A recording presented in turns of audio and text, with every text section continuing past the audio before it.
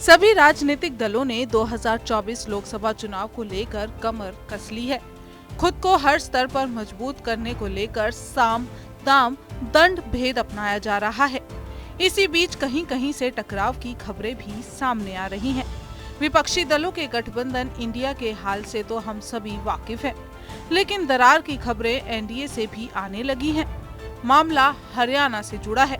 राज्य में सत्तारूढ़ भारतीय जनता पार्टी और जननायक जनता पार्टी के बीच गठबंधन है। पहले दोनों दलों के नेता लोकसभा चुनाव में अकेले मैदान में उतरने की बात कर चुके हैं। इसी साल लोकसभा चुनाव के बाद विधानसभा चुनाव भी होने वाले हैं। ऐसे में सभी के मन में ये सवाल है कि ये गठबंधन आगे रहेगा या नहीं। इन सभी अटकलों पर अब जाकर विराम लगा है और हरियाणा के डिप्टी सीएम दुष्यंत चौटाला ने तस्वीर साफ कर दी है। दुष्यंत चौटाला ने हरियाणा में लोकसभा चुनाव के दौरान बीजेपी के साथ गठबंधन बनाए रखने और एनडीए के बने रहने की उम्मीद जताई है। इसके साथ ही बीजेपी ने भी हरियाणा की सभी 10 लोकसभा सीटों पर अकेले ही चुनाव लड़ने की खबरों को फिलहाल खारिज किया है। ऐसे में बीजेपी जेजेपी गठबंधन जारी रहने की उम्मीद है। हरियाणा की सभी 10 लोकसभा सीटों पर लोकसभा प्रभारी और सह प्रभारी नियुक्त कर दिए गए हैं। इन प्रभारियों को कोऑर्डिनेशन की भी जिम्मेदारी दी गई है।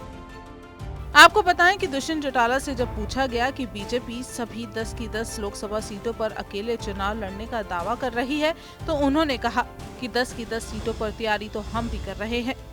हरियाणा की सभी 90 विधानसभा सीटों पर हम भी काम कर रहे हैं, बीजेपी भी काम कर रही है।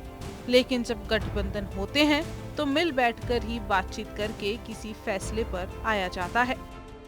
पूरी प्रदेश के अंदर अपनी कार्रवाई बूथ योद्धा की, बूथ सखी की आगे लेकर चल रही है और डॉक्टर अजय सिंह चौटाला जी के आदेश अनुसार आगे लोकसभा के अंदर हमारी 10 सीटों पर कल प्रभारी सह प्रभारी भी नियुक्त हुए हैं और उनको आगे कैसे कार्रवाई रखनी है, कोऑर्डिनेशन कैसे करनी है, उनके लिए जिम्मेवारी दी गई है। और मुझे लगता है कि जो कार्य हमने किया है आज जनता का संपूर्ण समर्थन भी है और मजबूती के साथ हरियाणा प्रदेश की सरकार को हमने मिलकर चलाया भी है और आगे भी लेकर। सर एनडीए के साथ कोई सीटों के बंटवारे पर आपकी कोई सहमति?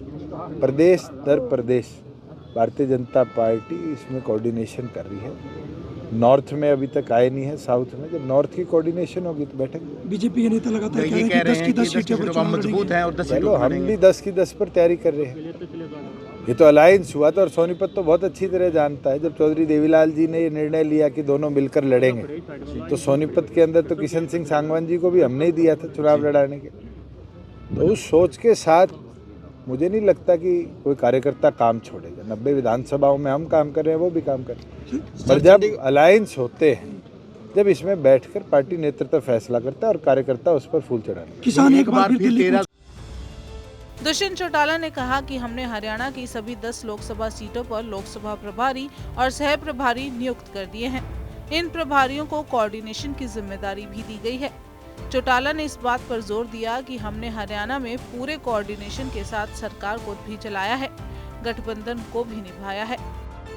एनडीए की सीट के बंटवारे और गठबंधन को लेकर भारतीय जनता पार्टी राज्यों में गठबंधन सहयोगियों के साथ कोऑर्डिनेट कर रही है।